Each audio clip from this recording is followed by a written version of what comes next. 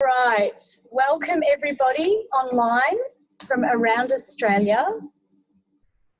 I'll start by acknowledging the traditional owners of the land that we are meeting on, which today, for the first time, is the Ndia people, and pay respect to our elders past, present and future, because today we are in Perth.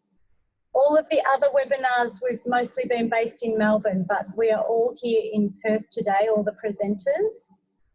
But thank you all for joining from around Australia as well. So today's topic is all about plan management. So you can have your plan managed by the NDIA or by a plan manager, or you can self-manage.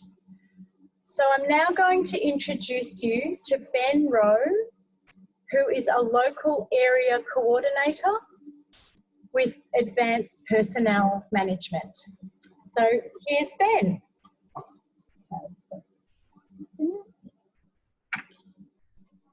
Hello everyone, I'm Ben. Thank you for having me for the webinar. Today I'll just give you a brief introduction to who I am. I have retinitis pigmentosa, so I've only got about 4 or 5% vision left as well.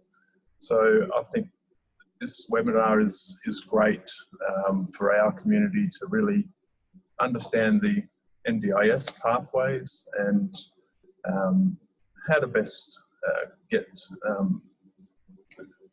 the best out of your plan. I'm currently on the NDIS myself, so I can give you a bit of wisdom of how to approach it. We can see it on the screen, yeah, but we can't be heard. Yeah, Yeah, I just want to let him know that you can tell her. He can tell her that. So Can you hear me, Steve? You there, Meredith? Yes. Are you there? It's Meredith, yes. Oh, you can hear me. Yes, but we need to mute you now because we're in the middle of the presentation. Sorry, we couldn't get into the microphone's not working on the computer for some reason. We can hear you on the computer, but we can't be heard. Well, we can hear you now, so if you put your hand up or type in the chat, then we'll unmute you later if you have a question. Yeah, we're on the telephone. where is the hand to put up? Oh, sorry. Okay. Yeah, we're on the telephone. We couldn't get into the computer system. You're on the computer, but I've got to use the telephone because you can't hear me on the computer, the microphone. It's Meredith. I understand, Steve. So you need to keep quiet until we ask for questions. And I'll actually say your name to hand over to you if you have a question. Yeah. So we need everybody to be quiet throughout the presentation until they're invited to ask questions. Yeah, sorry for the interruption. That's okay. All right, so Ben. Excellent. So, so first of all, I want to talk about NDIA managed plans. So it sometimes can be referred to agency managed. So what that means is that when you've got your plan in operation, that the NDIA will manage all the bookkeeping side of stuff, the financial transactions, payments, making sure your providers are paid for, and managing the invoices and things like that. So the NDIA will manage those parts. There's a few key points to what NDIA managed do. So those providers that you get support from, so let's say it's the Association for the Blind, they must be registered with the NDIA. So they must be registered providers that someone utilises. The next point is that there is a price guide that these providers must adhere to. So each service or kind of service has allocated a price or like a max price that they can charge. So so when a support is built into somebody's plan, it will be priced in under the price guide, if that makes sense. Another component with NDIA managed is that someone can choose to have the NDIA manage part of their plan, so, or if not all of their plans. So a lot depends on what you feel comfortable managing there yourself. So, and Eddie will talk about self-management later. Another thing, that there is certain parts of a plan that the NDIA will manage, regardless of your choice. And one of those is the assistive tech and home modifications budgets. So because some of the assistive tech that we would use, such as like Zoom Text Fusion, the Pearl cameras, all those quite complex devices, they're quite costly, and the NDIA will manage that that process. So, to give an example, for me, I need to approach the Association for the Blind here to get an OT to do an assessment, and then I submit that back to the NDIA, and they will make the payments, or for me to get that product. So it's quite simple, is the NDIA managed, but a lot of people who have complex situations or circumstances, it's better managed by the NDIA. The next management style I'll talk about is called plan managed. So what plan managed means is that there's a provider, such as the Association for the Blind, or we can name many, who will do the plan management for you. So they will organise all your bookkeeping, make sure that the bills are paid, make sure invoices are paid for, and they will have access to the budgets that cost these items or supports. Sorry, I'm losing my words. So some of the key points for plan managed are that a plan managed support is a stated item. So it's money that's kind of allocated specific for a plan manager. So this doesn't implicate your support budgets, so your core budgets, or your capacity building budgets. So it doesn't affect your money that you get, or your funding. It's just additional funding that's added to your plan to pay for a plan manager. One of the key things, a plan manager must be registered with the NDIA. So there's certain requirements for service providers to be plan managers, and so the NDIA makes sure that they are adhering to those responsibilities. So that's a key point to have. So one of the other points is someone who is seeking support, you can either use registered providers, or you could use unregistered providers. So if you find a support service in the community that meets your needs, you can elect to utilise those services. But one of the next points is that they also need to adhere to the price guide. So there is a price guide there that supports may incur a cost that is limited to the price guide. So you must remember that if the support that you choose, which is not registered, and it's over and above the costs that's stated in the price guide, then you will have to supplement the difference, or it would mean that your funded plan would not go as far. So if you have funding allocated for, let's say, 20 sessions of physiotherapy, and you choose to use a provider that is a bit more expensive, you might only get 15 sessions out of that funding, if that makes sense.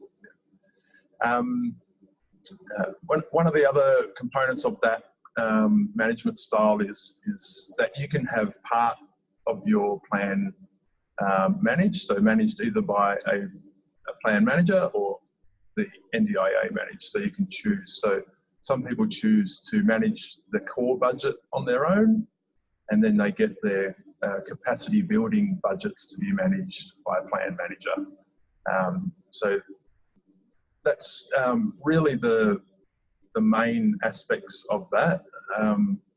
There's only a couple differences there, and I think if that's okay, we can probably move to self-management, which is one of the bigger items on the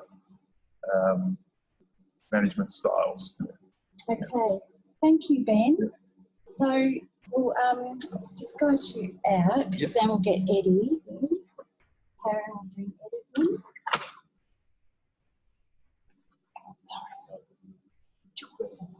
So your voice is Eddie now. Okay. The last day. Yeah. Oh, that's just.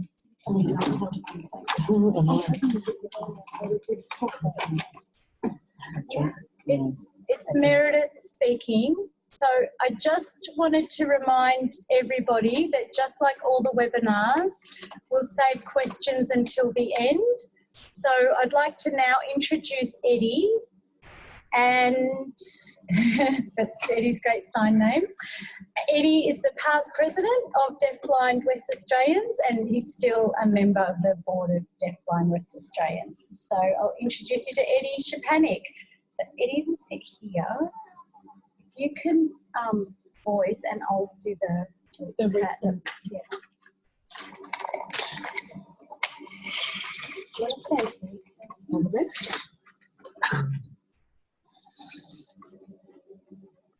Okay.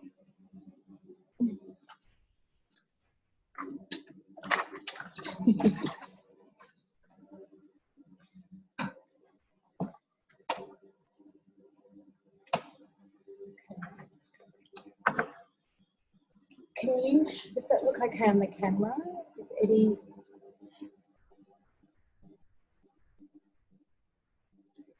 Karen, can you see Eddie in the camera clearly? Yeah, Meredith, you may have to zoom out just a little bit because Eddie's a bit. I'm just I'm explaining that to Eddie now. Forward. Just back a little bit. Yeah. How's that? That's better. That's better. Want him raised a bit? Yep.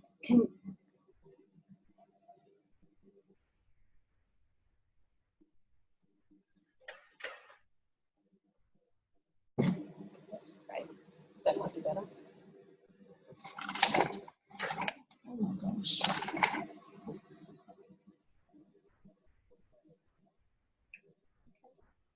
Yep, it's okay. Perfect. From Jessica. Yep. Everyone's smiling because I can see it. I can hold. You sure? Hold it. Yep.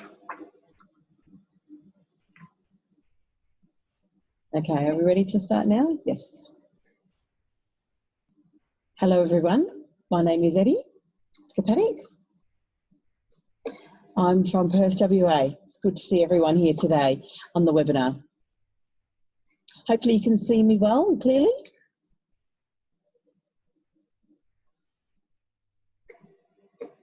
So I'm going to talk about self-management today of the NDIA.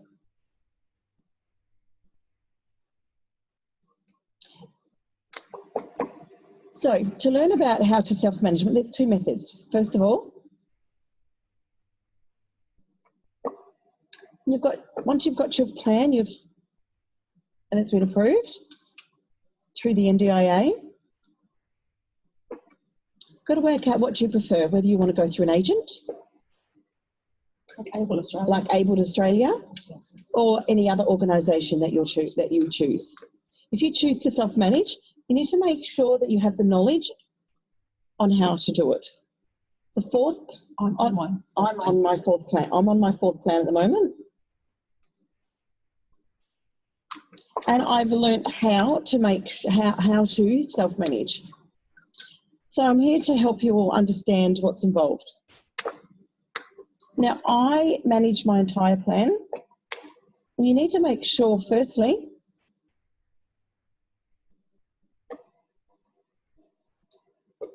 that your plan is exactly how you want it and is approved. You look at the core funding, which is your interpreting and your comm guides. Then the other is your OT, OMs, funding, and capacity building.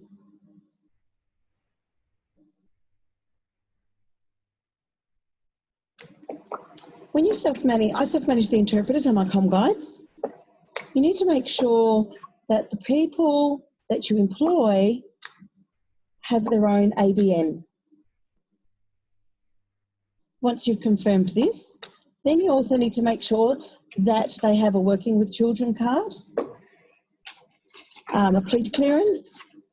Once you've received that evidence, then look, if there's some that have been a little bit dishonest and haven't got the certificates that they say they have, you just need to be aware that that is a possibility. Then what they do is then they'll send you through an invoice, bring up your laptop or your computer, and you go onto the NDIS portal. Once you've logged in, you put in the dates, the amount, and submit. The following day, the NDIS funding will go through to my bank, my own bank account. So I have a separate bank account for the NDIS.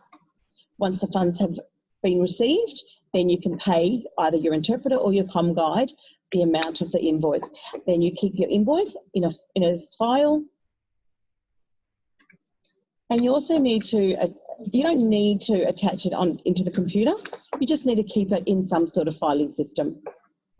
I think it's around 5 to 7 years, just in case you get audited.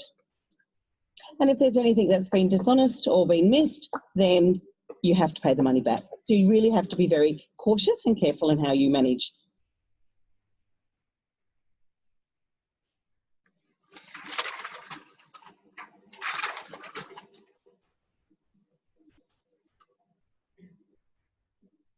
Now, when you go to make an appointment for an OT or an OM through an agency, you make the appointment for them to arrive to your home and do a quote or assessment of what sort of equipment we're needing. Whether it be Zoom, whether it be a laptop, iPad, whatever sort of devices and equipment you're requiring, they'll then write a report and submit it to the NDIS or the NDIA. Then there is a waiting period involved. Then once it's been approved, they'll pay the funds for the device, whether it be Zoom or whatever equipment that's required. Within my plan, it's separate funding. Then once it's been approved and been accepted, then it's processed.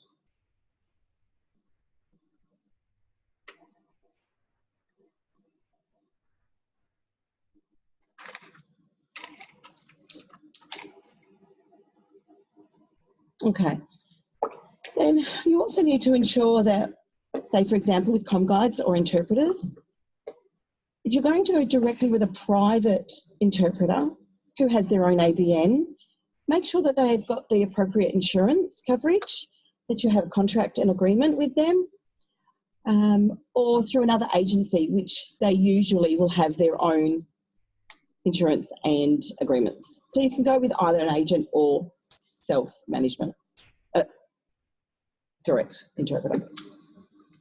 With the NDIA website, there's information that you can read on their website to learn how to self-manage or to go through an agent. If you're really not confident or don't have the knowledge on how to self-manage, then go through an agent. I mean, it is fairly simple. For the first couple of years, go through an agent and then you can self-manage. Are there any questions at this point?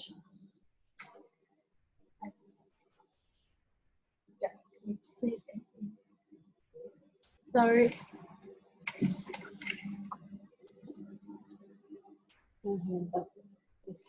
It's Meredith speaking. So we will, while Eddie's in here, ask if anybody has any questions for Eddie about managing your plan. If anybody's not self-managing, it's a great opportunity to ask Eddie, who has that experience in self-managing. So, yeah, particularly questions for Eddie now, but if you've got questions for Ben as well, keep track of that. So you need to raise your hand if you want to ask the question verbally or sign it, or you can type a question in the chat.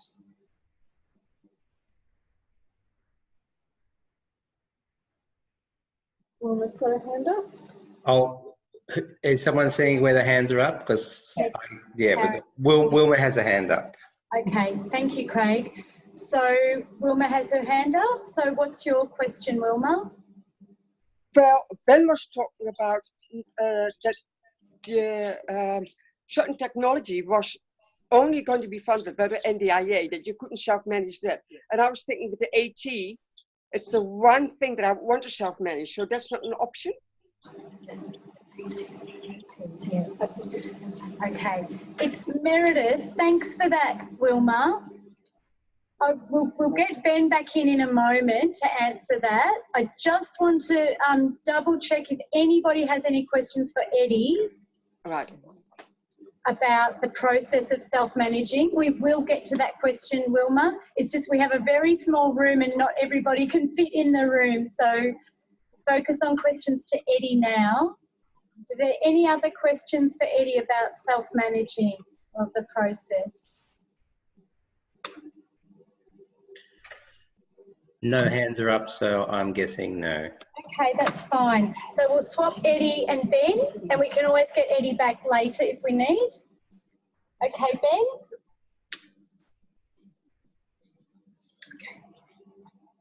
Very dark in here. Yes, it really is. So Darren, do you want to do that? Okay. No, I'm going to leave her here and I'm going to... So I think I heard the question about managing assistive tech. Is that Wilma? Yeah. So there's actually 4 different streams of assistive technology. So the tier 1 and 2 are kind of like everyday assistive items that you have the ability to self-manage. So I think it's roughly about anything under $520 that is used towards assistive technology that's part of your goals. So for an example, I need assistance with cooking around the home for myself, being vision impaired. So I'm able to go out and buy items that assist in that area, one of those goals, so one of those daily activity goals. So for an example, talking scales, measuring jugs, anything in those components that are under that amount, you don't need to seek OT approval or OT assessment for. So you could buy lamps or anything that you need. So lamps to put light on your cooking, or there's water level indicators, even canes. So canes are like a daily item. You can get a replacement cane, and if you know what you need, you can just go and get it. Same with my screen reader software that I need to use. I need a Bluetooth headset, so I can have the voiceover there and it's not interrupting my normal surrounding sound, things like that. So anything under that that gets priced into what they call it's called Consumables Budget. So they're just daily items, and that will depend on everyone's different circumstances, what those things will be and what your goals are. So in terms of tier 3 and 4, they're more, tier 3 items are a bit more sophisticated items that need to be prescribed to you by an OT. So that's why the NDIA manage those. They'll have the funding there in your plan, like you can see how much is available. So for a specific item that you've discussed in your planning meeting. But though that payment style is really managed through the NDIA. And the next one, tier 4, is the real complex sort of stuff as well. So, you know, home modifications, building modifications, all that sort of stuff that there's a process for that. That's why the NDIA manage that. But you're still involved in that process. It's just the financial part. So when we're talking about management styles, it's really the bookkeeping side of stuff, like the managing the whole payments bits and bobs. So those things can be complex for some people and easy for some others. So it's just giving people choice and variety to make sure that they're supported with their plan. Yeah, so I hope that answers your question, Wilma. And happy to. Yes. Yeah. Yeah. Thank you very much. Oh, you're welcome. You're welcome. I might get you to swap with Karen now. Yep. Ben, if you want to stand. Are you okay Stand to the right. Yes. Yep. Other way.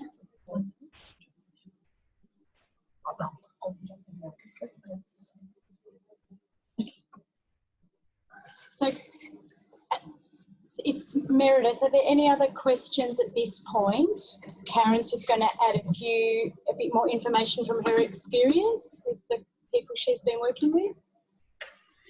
Craig here, there's no hands up, so I think you're clear to go ahead. Hi everyone, good to see you all again, and some new faces today. Thanks to Eddie and Ben for getting the ball rolling. Like everything with the NDIS, it's so much information to take in at once, and that's really challenging for everybody, for the service providers, people that are working in the field, but particularly for the participants. So I guess we're trying to make it a little bit simpler so people can make an informed decision about how they want to have their money managed when they get their NDIS plan. It's important to remember too, you can change that. If you make a decision and then you stick with it for that year and you think, nah, I'm not really comfortable with that, that didn't make me happy, I didn't have the flexibility that I wanted. When you get your next plan, you can change. So whatever you decide, it's not locked in concrete forever. You can make a change if it's not working properly for you. It is important to remember that when you go to your planning meeting, you will be asked how you want your funds managed. So if you haven't thought about it, NDIA planner might just make a decision for you, and it mightn't be the decision that really reflects what you want.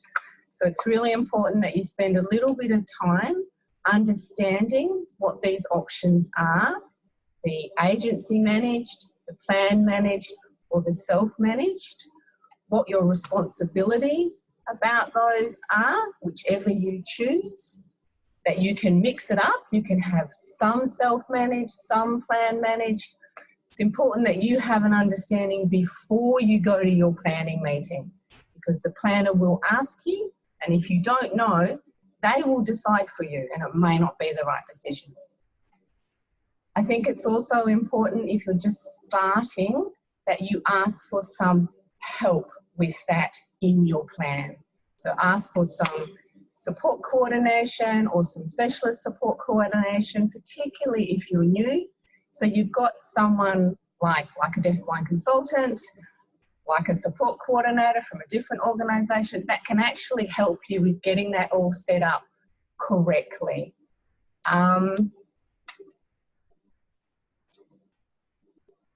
Just an example of some of the ways that some of my clients have set up their plans. I find a big majority of my deafblind clients for the first year, they will self-manage just interpreting and that low-cost assistive tech budget that Ben was talking about, and their transport. So just self-managing those three things. So full choice and control over your interpreters, who you're booking for your interpreting, your transport funding, and the items that you can buy without an OT assessment, those low-cost items. So a lot of people choose to have those three things. They're happy to self-manage. They'll have some support coordination, so someone's helping them get used to that and to understand it properly. And then their therapy and their comm guides, their capacity building, so their OTs, their social workers, whatever they have in their plan, they'll have that agency managed.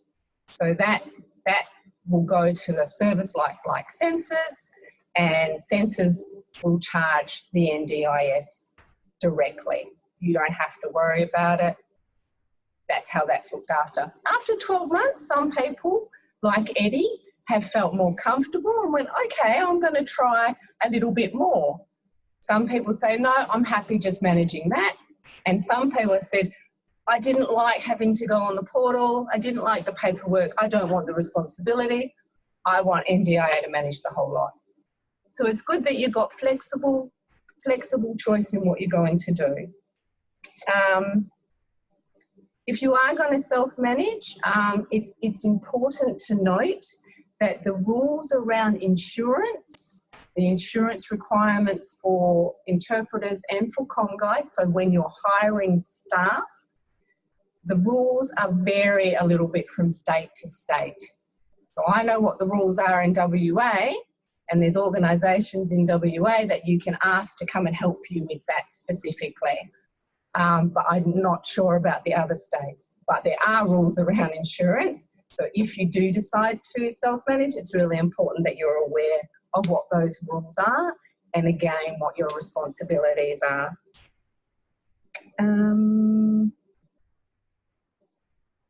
I think that was about all that I wanted to add at this stage. Have I missed anything?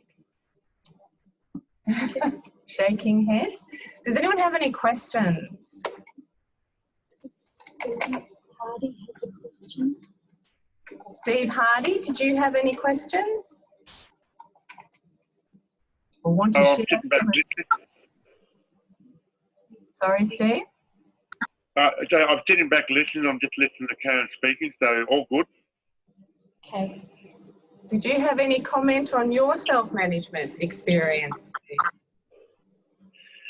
Oh, it's out of left field, I suppose. I will say the best thing I've ever done. Certainly choice of control, there's no doubt about that. I'm enjoying it, but still learning. So, yes, you've got to be wised up. You've got to read up, learn it, study it, and know all about it. But I'm still learning. So you come on to this port, you guys, you learn more. So, you know, as you say earlier about the review, learn from what you did well or didn't do too well this year, bring it up at the next review meeting. So I highly recommend self-managed planning, but I can understand other people want to do plan managers, so you just hand over the invoices directly to the people to pay it for you. But I also like the concept of self-management and plan management hybrid. You have two combined. Yeah, so that's all I'd like to say, but I'm very happy with my plan. It's Meredith speaking. Thank you, Steve. So while we have this great opportunity, we've got Ben and Eddie and Karen all here who have a lot of experience between them. Are there any final questions or other comments? You can share your own experiences as well, because this is an opportunity for us all to learn together. Is everyone on the scheme or have a plan? Ben just asked if everyone's on the scheme. I'm not really sure. I think most are. Just about to, and I think the rest are a couple of times. Wilma has a raised hand. Would you like to chat to Wilma? Yes, please. And Erica Wilma too. on. Go ahead. Yeah, okay. Now I've got Karen Passmore with me, and she has a question. Great. When it comes to travel expenses, how do you work out? Sorry, Karen, can you just come closer to the microphone so it's nice and loud? Yeah. When you come to travel expenses, how do you work out what your needs might be for a full year? Okay, that's a good one for Ben. So can you sit down here, Ben? Okay. So in terms of the transport budget, a lot depends on circumstances. So I'm not sure if you've been advised, but with the mobility allowance that Centrelink used to be putting into your bank every fortnight, that money there ceases, and the NDIA basically take on that payment system. So there's a choice there of the funds for the transport budget going in on a fortnightly basis, or I think you can choose to have it done as a lump sum. Now, if someone requires further transport assistance, that needs to be raised at a planning meeting or a review to state what are the reasons why that is required. So it's a difficult question to answer, and it's one of the questions that a lot of has been raised a lot at the NDIA about transport budgets and how that works. And but I'm not. It doesn't really answer your question completely, but there is areas within the core budgets where people can be creative. So for me, as a blind person, I get my support worker to drive me places because they'll drive me, take me into the appointment. So in a sense, I'm getting the transport that I need at the same time of getting the support. So that in respect to other people and other disabilities, that's kind of a method to assist people because it's still that support process. Does that make sense? So it's Meredith speaking. So I think the question is, how do you plan for in a year? How much transport are you likely to? Do you have any ideas about that? In terms of planning? Yes, for the year of how much transport? Like, as in setting up a budget. So it depends. So you've got your total amount that you'd get if you're a tier. Depends on your tier that you're on. Can you explain that, Ben? So similar to the mobility allowance, depending on your, I guess, your needs and your, I guess, your community activity, there's different levels of transport priced into your plan. So for me, I was on tier 3, which is about $3,000 something for the year. So if you kind of divide that up, I think it works out to be just over $100 a fortnight. So it's not much different than the mobility allowance. So I play sport on a Monday and a Saturday, so I get taxis. In WA, we have the TUS, TUSS scheme, which is a taxi supplement scheme, which we can still utilise. So I kind of price that in what activities I use. It just depends on your activity. It's hard to explain. Yeah, on an individual basis. Yeah. I do. Yeah. Karen, can you just swap spots, please? Sorry. Just one thing to be mindful of is certainly for deafblind clients, I always advocate for level 3, regardless of their circumstances. I always advocate for level 3, and that's mainly because of the fatigue that's related to deafblindness and the extra energy and effort that it takes to get anywhere. And I've had that funded for almost all of my clients, so it's just good to keep that in the back of your mind. Ben's comment about using your support to take you, there is now quite strict legislation that's come in from service providers from the NDIA that you are limited in the amount of kilometres that you can go. So sometimes that doesn't quite fit the bill or fill the gap, but Ben's point about being creative is a really good one. And I certainly know people that, so they don't have to pay those extra kilometres when their support worker comes.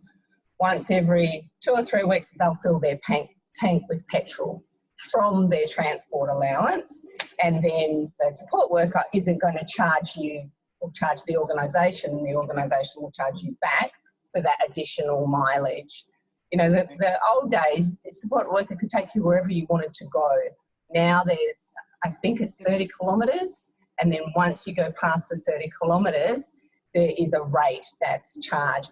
But being creative and having a good relationship with your support worker, there are ways to negotiate that so it's not a massive financial strain on you. Getting anything beyond the transport allowance, I know there have been people who have gone through the whole appeal system because they needed more than what was available, but I haven't got experience of anyone doing that. I did notice Erica had her hand up. That might be something she might know something a little bit more about. So perhaps if we could switch on to Erica. Can you unmute Erica? Hello everyone, it's Erica Webb from Blind Citizens WA. In answer to what Karen just said, I don't know much more than what Karen has just said about transport allowance. I'm actually just going through the NDIS process myself as a participant, so it's still yet to be seen how much I'll be able to access personally. My question was for Ben, and it was about being able to, or am I able to access more than one amount of funding to get assistive technology. For example, if I've got assistive technology allocated to me in my assistive technology funding, can I then use capacity building money to actually get training and how to use that assistive technology that may not have been anticipated when I originally applied for the assistive technology? Hey Ben, I'll get you to sit down. Hello, Erica. Hello, Ben. I'm well, thank you. That's good. Generally, yes. Those budgets are flexible in that sense. However, the capacity building, the way that the plans operate, capacity building budgets have line items that are flexible within certain areas. Does that make sense? So let's say you had capacity building from a physio to do, I guess, some mobility stuff, or it's probably not the right example, but let's say you had physiotherapy in your plan because your balance issues, you're having balance issues or whatever, and then you decided, oh, I've used up that. I don't need all that funding because I've built the capacity and I've got this leftover funding. You can utilise that funding in other areas as long as it's part of the line item that associates with that. So a different kind of service, you may not be able to transfer that over, or move that money to that other line item. So, for example, if you wanted mobility training in an area, and you've had funding set up for a different area, you couldn't transfer it over. But if it's similar kind of fields, does that make sense? Yeah, that makes sense. But in terms of assistive technology itself, the assistive tech budgets are strictly for the equipment, and the capacity buildings for the upskilling side. It's Meredith speaking. Sorry, just so right. I can just jump up and back again, just so they can lip read as well. So I'm not clear from that. I want to check if I've got funding for mobility and with a physio, and then I'm going pretty well and I don't feel like I need to use the physio anymore, but I've still got those hours, but I get this piece of technology and want to be trained in that technology. Can I use those physio hours that I had for my technology training, or I can't because that was just for mobility and balance? So sit that down. Yeah. That's right, because if a funding item is set up within a line, it's like a support category.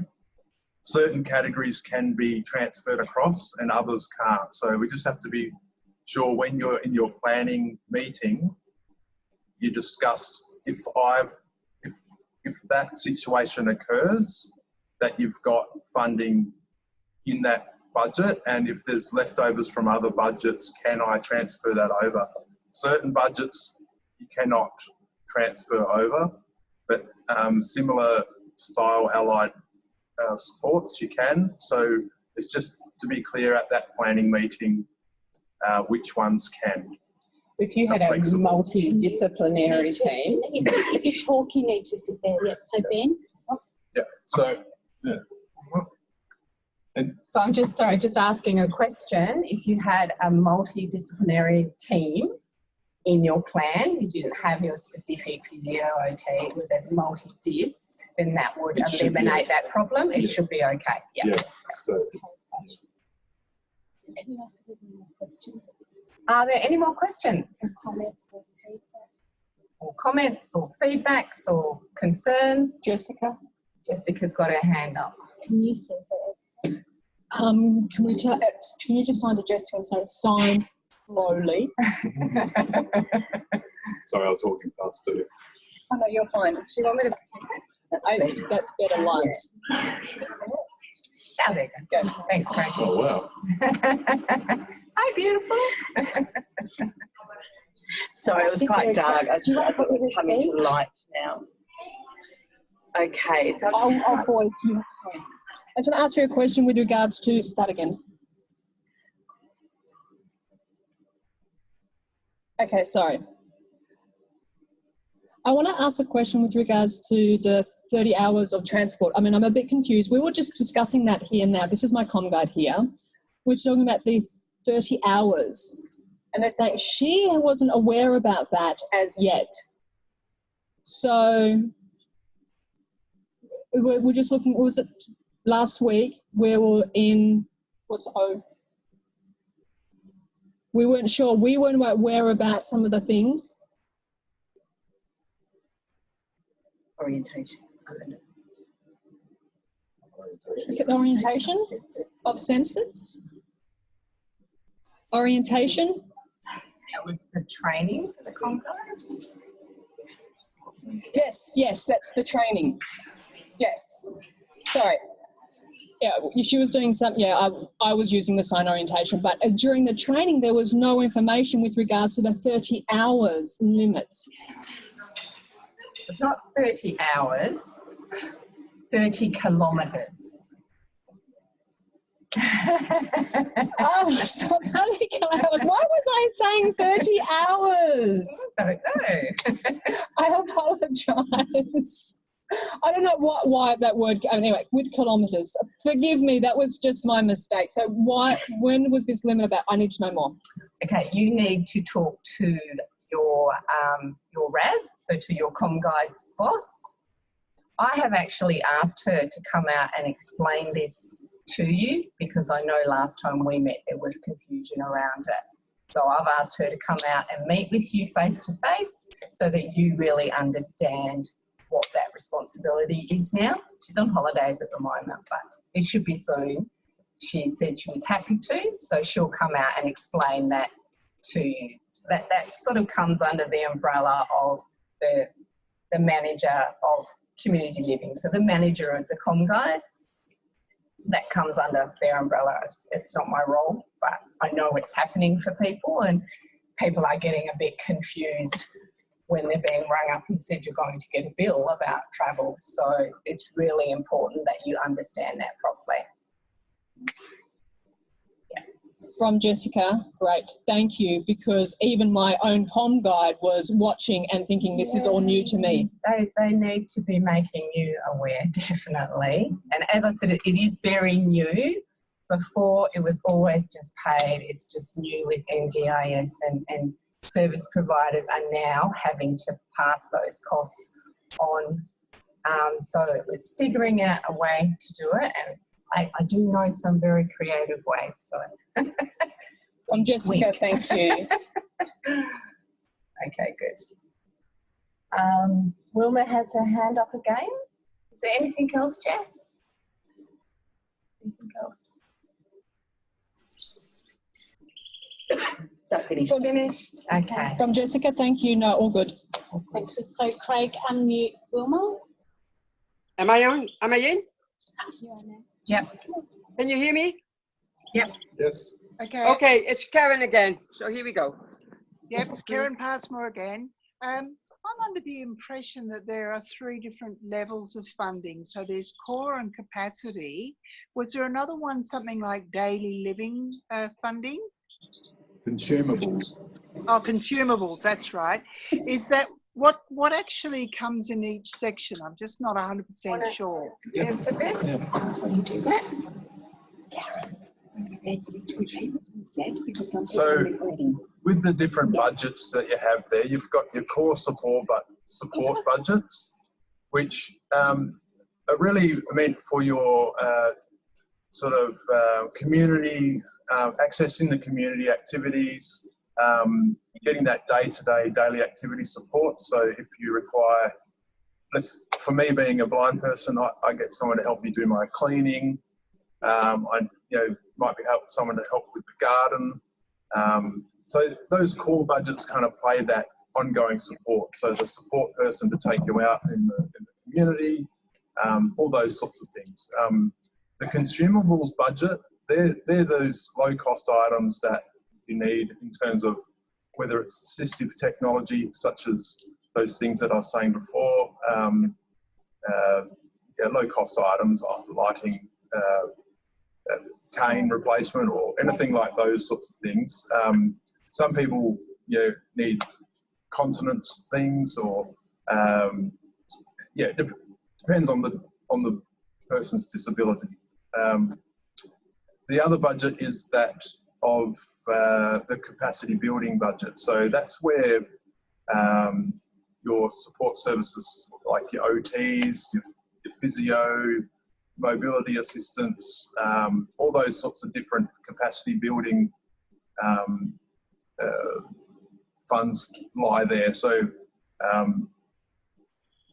so that's that budget. Then you've got the transport budget, and then the other one's called capital budget, which is those big time assistive tech or home modification budgets. So they're the main ones there. And just so you know, let's say you have $10,000 allocated to your daily activity budget. So that's someone to help you at home, do those bits and bobs around the home, help you with those things. And you only use 5,000 of those. You're able to transfer the remaining 5,000 over to your community support budget. So if you want to go out in the community more and access more activities and things like that, you can allocate that money over through the portal. You're able to do that. That's something that, as a self-managed person, you can change that. That's where a very, very flexible for someone to do that. So and these, remember, when you do a plan, you're doing it. What are my goals? So what do I want to achieve this year? For me, I can give you examples. So one of my goals is that to play goalball, which is a Paralympic sport, and to maintain my health. So part of that, I get a support person to take me to the gym so I can actually use the equipment. I can't see well enough to operate the equipment. People smash into me all the time. So I help people navigate that. So if I use all of that budget and then I haven't used much in my daily activities budget, so helping me go shopping, all those daily stuff, I can transfer some of that over and get more of that support in that goal, because I've got a goal to do that. Does that make sense? So it's quite flexible. It does. Yeah. Okay, and I see Erica's got her hand up. Can I just double check, Wilma, did you have any other questions? No, thank you. Yep. Okay, thanks, Karen. Glad you both got on. So Erica, so Ben, can you stand up and I'll... Craig, can you unmute Erica? Hi everyone. Before I ask my question, because I've had one before, I can see that both Carol Brown and Heather Lawson also have questions. Do they? Thank you, Erica. You ask yours, and then we've noted Carol and Heather. That's great that they're on. So Erica, did you have a question? Yeah, my question was again for Ben. I wanted to know the difference between support coordination and local area coordination, and what funding pays for those services.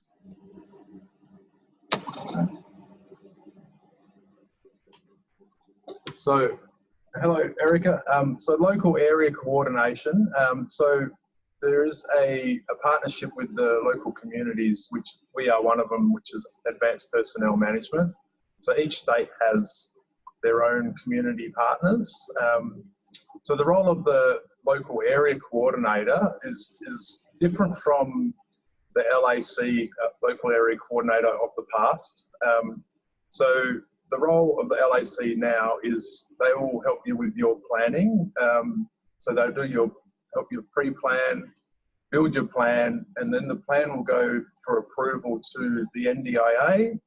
And then once that's approved, the LAC/local area coordinators will help you begin that implementation. So they'll assist you with the, I guess, just helping you getting that moving and starting that along. So the difference is that support coordination now is something that probably the LACs used to do, but the support coordinators are more involved in that,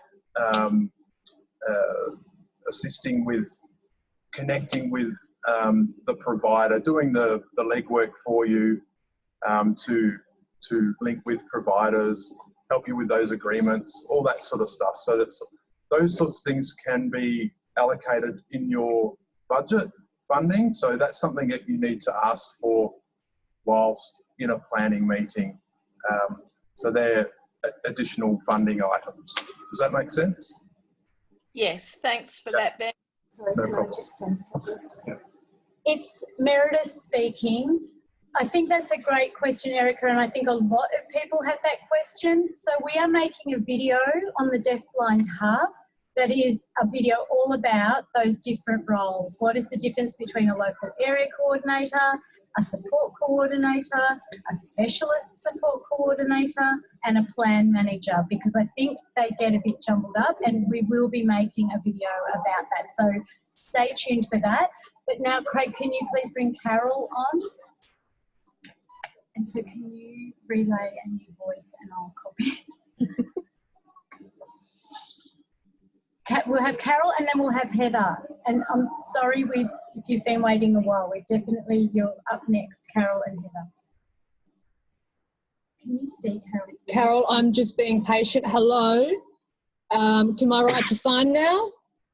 Hi, my name is Carol. I'm here from Tasmania.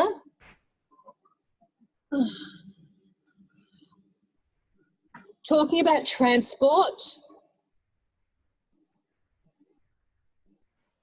with my LAC, I had talked to them about that. No, my transport was approved, but the funding to me was a very small amount. With my mobility allowance, I see 138 every fortnight. But now I've got such a small amount. What's the deal with that? I was upset to get that, and I went to the organisation for support. But can you comment on that? Oh, sorry. It's Meredith speaking. Really, when you go back to your plan review, I think it's about having good evidence, keeping track of the amount that you're needing to travel and that you can't now, and potentially having that support from a deafblind consultant. Something I didn't say at the start of this meeting was that one of the services of the Deafblind Hub is access to deafblind consultants. So there's a capped amount of time, but if you're really having trouble getting the points across, it can be useful to have a deafblind consultant that understands the broad range of issues that face people with deafblindness.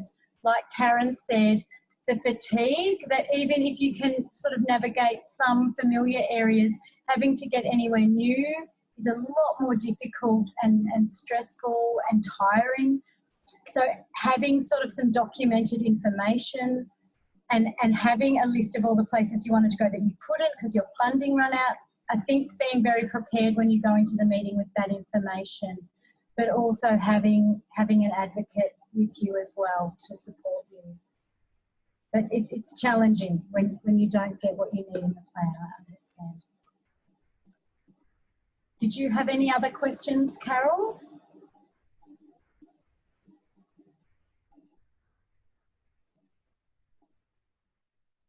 Just checking my notes from Carol. I was on AT1 and I did negotiate, level 1 with visibility to talk to them, to ask if I could actually do it myself.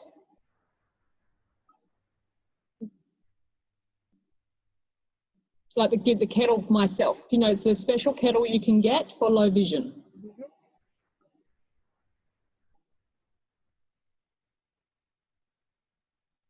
The lady who was there, the OM, said, you know, yes, I could buy it. So I was happy to do that. I mean, it was a cheap amount, just over $100. So I bought that through, I contacted Visibility and I bought it.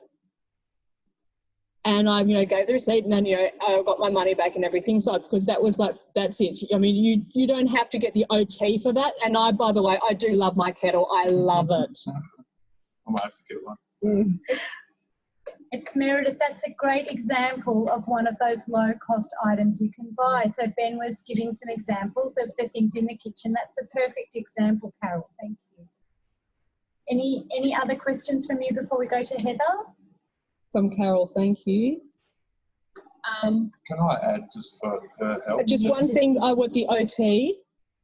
I will be getting an OT to get through with regards to a vacuum cleaner and things like that. And I know that when there are things that the costs are actually there, we're going to work it out from there, and I'm going to get my OT in. Okay. Ben's just got a response for you, Carol, as well. Hi, Carol. Just in relation to the transport budget. So if you can raise that it's not substantial, like as in not covering your needs, you can request a light touch review, but I'm not sure how long that process will take for you, but you can request a light touch, which is maybe visiting your local area coordinator or ringing up the NDIA to request the process of doing that.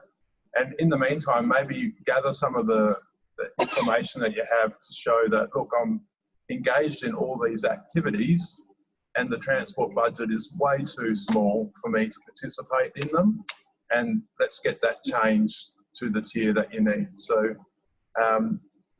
it's hard for us sometimes to advocate for ourselves in this, but I think if you've got the evidence to show that you need more than that to participate in these activities, then within your right to get that scaled up to the next tier or two. Okay? Carol, good, Karen, thank you. Carol, can you unpin Carol and pin Heather? Oh, she's back. Yeah. So Heather, you can sign to us if we've got your video. Oh, Meredith, can you hear us? Yes, we can now, yes. Okay, and sorry, Heather's just coming back into the room. Yep, we can see and we can see and hear you, and so Heather can sign to us. Do you want me to voice? No, Heather can sign to us, that's fine. Okay, hang on, I'm just making sure. All right. Actually, Marie, it will be better if you voice. That would be good. So if Heather can sign and you voice, and Diane and I will relay. Hi everyone, I'm here. I'm happy to see you all for the first time.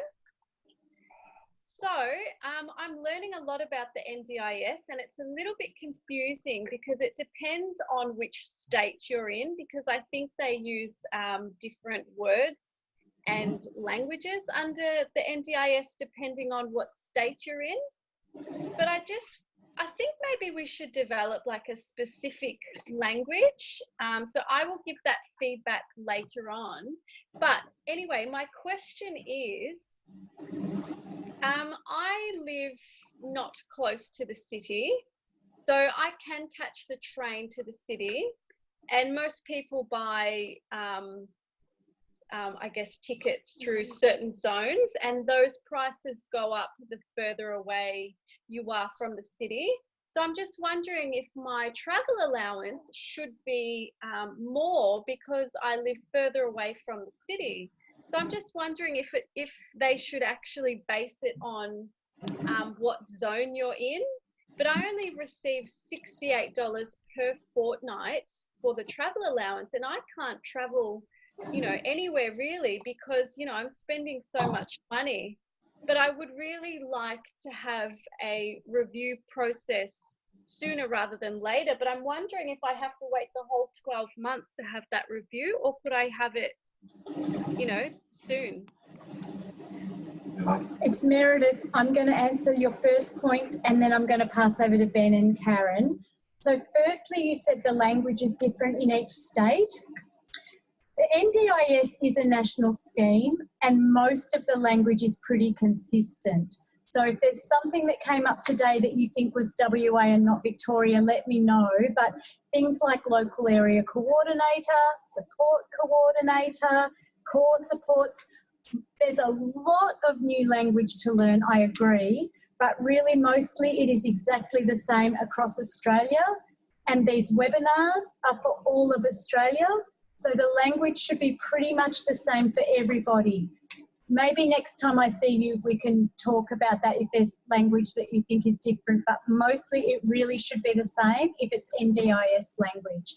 But now I'll pass over to Ben to answer your question about living far away and the funding not covering your transport needs. So Ben. Hello. Yeah, to answer your question about to getting a review, I think requesting a light touch review is possibly one of the options you could go down, rather than waiting till your 12-month review comes up. In terms of based on location, there is some consideration about more rural and regional participants on the scheme because of the travel requirements, but I'm not sure if it's a consideration that they have put in place for in a city. I think it's more based on about activity. So with the mobility allowance, it was based on, you know, employment, job search, all these different factors that determined how much your allowance would be. And I think, and don't quote me, I'm not a planner and I don't go through that process there, but it would make sense to me that it would be similar on the activity or participation in the community. So it'd be important to voice what activities you're involved in and the costs associated to that, getting to and from. And as Karen said, it is a stressful part of our lives, transport, so I know that for a fact too. And sometimes you're heavily reliant on Ubers, Olas, taxis, and that's so costly. And if you can really state those things, then I'm sure the allocation would be more suited to your needs if you had it reviewed. Does that make sense? Can I just add something? Yep. Yeah, I mean, I've only had my NDIS for 8 months now, so I'm still learning the process. Okay. You know, I'm not really sure, you know, what the best funding is for me, but it's still just, you know, learning. But it's difficult for me because I communicate through Braille as well. So I'm going to have some training tomorrow for the NDIS portal, but because I am a Braille user, it's difficult for me to access the portal. So I will give some feedback on that as well. Please do. So I am a bit behind on the process with the portal. Yeah. Can I just...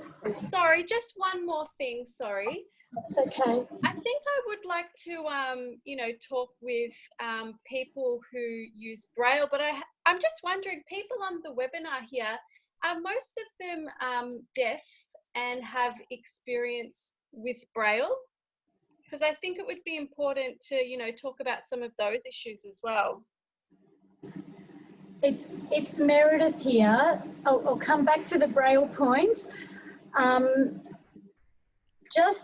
think it was relevant to Karen and to Carol and to you, Heather, with the transport to document. I know you're very involved in advocacy meetings, to document how often you meet, what the distance is, like how far it is, all the doctor's appointments you need to go to.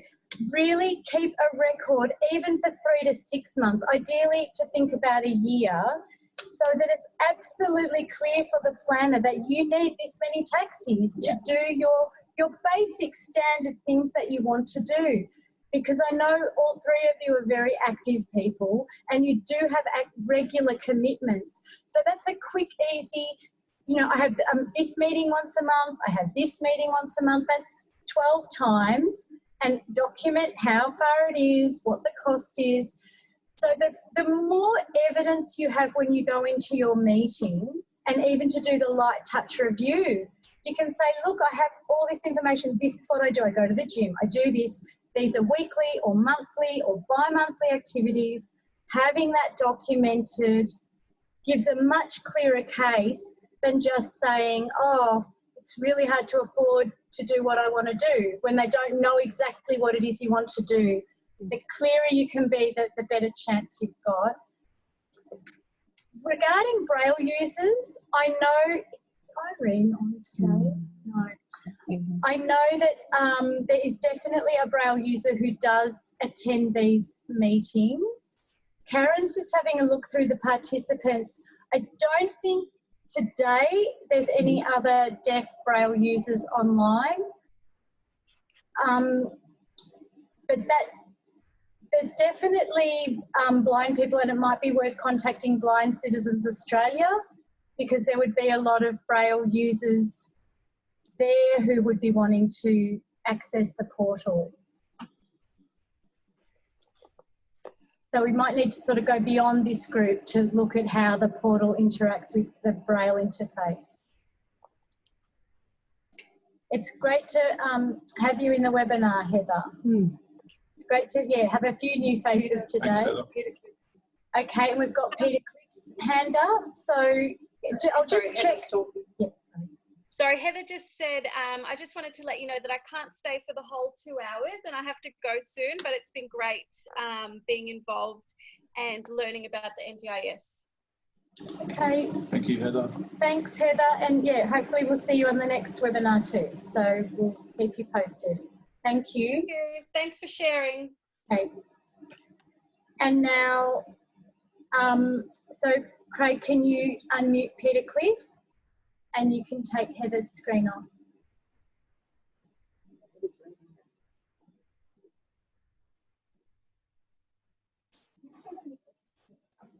Can you hear me? I can't see the number. Yep, Peter. Peter, hello. Yep. Look, talking about the Braille users, I'm a Braille user, but I'm also an audio user, so I use mostly audio to go through. I haven't tried the portal out. I don't know, but the best thing we can possibly do is maybe if we can get some training with someone maybe at Vision Australia to start with, or we can set up a particular webinar where we can have training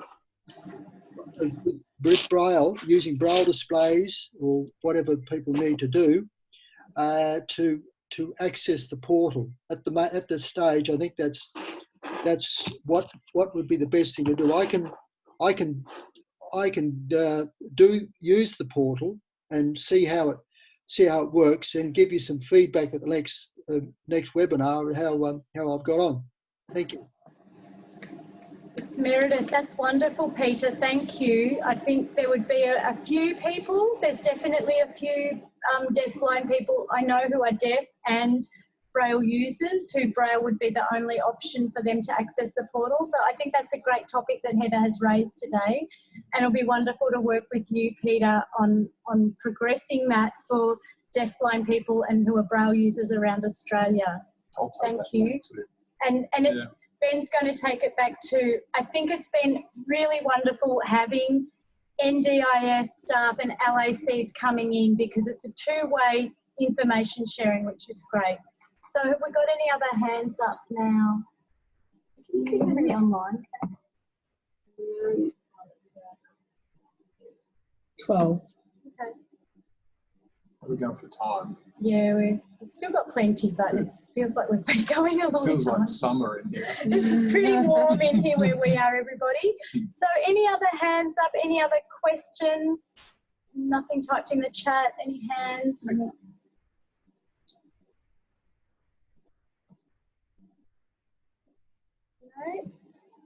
So I can let you all know that the next webinar will be on Tuesday, the 27th of August, and the topic will be on reviews and appeals, because that's been requested by a few people. Also, we've had a lot of requests for out of hours, so it will be 6:30 till 8:30 Eastern time, that next webinar. But I'll be promoting it and putting it on Facebook and on the website. But just to let you know, that's when the next one will be. So I'll give you another minute or so. Erica's got a hand up. Erica, yes, Erica.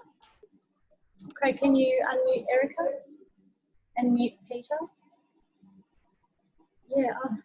Thanks, Meredith. It's not actually my question. I can see that Carol Brown had a question. Yeah, we can't see Carol's face. Okay, so Karen, can you pin Carol? Thanks, Erica. Carol, you need to use the raise your hand. Down the bottom, there's a little tab that says more, and when you click on that, there's a thing that says raise hand. Yep. We need to make it even for everybody. Which one's that? Whereabouts is it? So down the bottom where it says more on your screen, there should be down the bottom of the chat. Not sure how. Or click Alt-Y. Or you can click Alt-Y on your screen, on your keyboard. Yeah, we have it. So that's how you ask a question. If you ever want to make a comment or ask a question, you need to click that. Because we're keeping an eye, and not everybody can wave their hands, so we need to make it. It doesn't seem to be working. No, it's not showing us. No, it doesn't seem to be working. Can you try on your keyboard, pressing down Alt and then press Y and see if that works? Do you have a keyboard? Are you using an iPad or a laptop, desktop? Okay, Carol's hand is up now, so that worked. It worked. It worked. Oh, it's working good. Oh, I see. Okay, there you go. I've just learned how to do that. I'm really happy. We know at least one person learned something today. I remember what I've learned. Okay, Carol. So in future, if you ever have a question or a comment, my vision's not that good. Sorry, it was a bit difficult. And maybe you can tell Jeanette that you want to do it, and Jeanette can push the raise hand button on the computer. Because that's what we're looking for. Okay, great. Computer hand is what we're looking for. Thank you. Good. So what is your question? All right, great. Thank you for that, Meredith. Just briefly explain the companion card.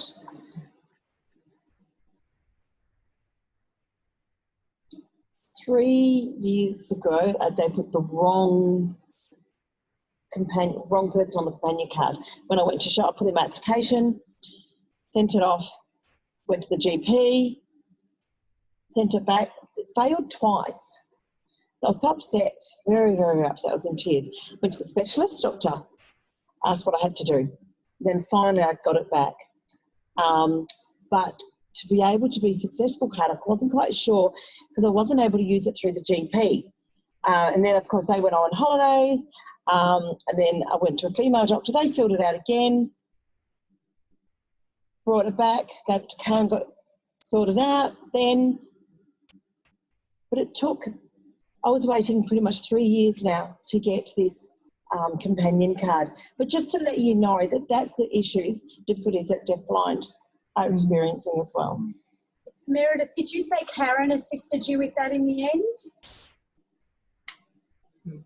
Yes, I've received the forms and I've sent that off to my doctor to have and I've got a copy of it, so I've got that now. It's Meredith. I think that's a classic example of where people need to use the Ask a Deafblind Consultant tab.